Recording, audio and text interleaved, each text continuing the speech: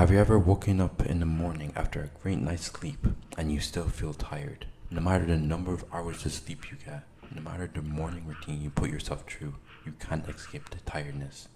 You keep asking yourself, what do you need to change? And the answer might be simpler than you could ever think. Some people are just not morning people. Full stop. It's as easy as that.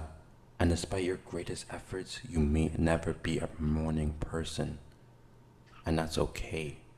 You're not broken, you just operate differently. This may be hard to stomach, especially when it feels like society rewards people who wake up early in the morning. School starts early in the morning. The majority of jobs also start early in the morning. But trust me, all hope is not lost. Now that you understand that you may not be a morning person, or just an early bird in general, you need to know who you are. There are 5 main chronotypes, including early birds. The scientific name for an early bird is a lion. Don't ask me why or the correlation between a bird or lion, I just make the videos, okay? Chronotypes are largely influenced by your genetics. Certain genetics regulate your circadian rhythm, which is your body's internal clock. Even with these genetic tendencies, your habits and environment can also shape your sleep-wake patterns. For example, morning sunlight can shift towards earlier wake times. So the first thing when you wake up, if you go outside and you can see the sun, it'll wake you up quicker. Night shifts can temporarily delay your rhythm. That obviously depends on your internal body clock. Your internal body clock may enjoy the night shifts, so it depends person to person. Teenagers and young adults also shift later, while older adults tend to become earlier risers. And then meal times, exercise, social schedules can reinforce or counteract your natural chronotype. What's important to know is that your chronotype are basically a built-in preference. You can't override it, but you can optimize your schedule around it. Night owls, for example, can suddenly become 6 a.m. people without discomfort, but they can plan work, exercise, and meals to match their peak energy times. So how do you find out what chronotype you are? Let's break down the 5 main types. Early bird, which I mentioned earlier in the video, is a chronotype.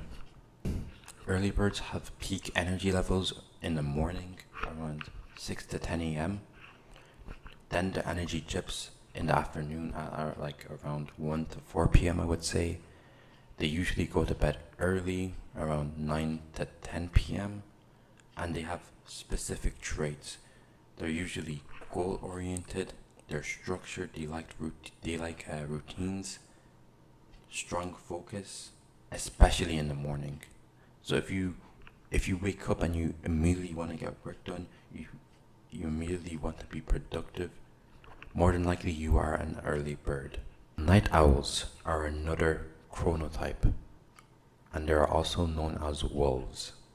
Now this is the chronotype I have, and for the first 22 years of my life, I did not know.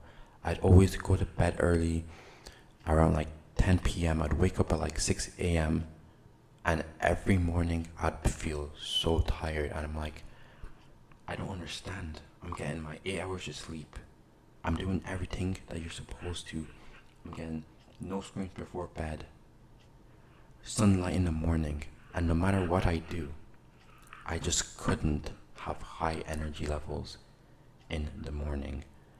And it wasn't until I discovered that I'm a night owl, I'm just genetically like not able to have high energy in the morning, which is weird, but that I'm able to now structure my schedule around this so I can be more productive at the things that I do. Night owls have their peak energy levels in the evening / late night, which is around like 7 p.m. to 1 a.m. Their energy dips in the morning around 6 to 9 a.m. They go to sleep late, like midnight to like 2, 3 a.m. And they're usually creative, introspective, and they usually like working alone, which is all traits that I have. So it makes sense that I'm a night owl. Knowing this can help you schedule your most important tasks during your peak hours instead of forcing productivity in the morning. Now, this is so important because a lot of people are forcing to do things when they're not at their peak, and you become so much less efficient because of it. For example, if you have something really important you want to do, all like the sayings is like the early bird catches the worm.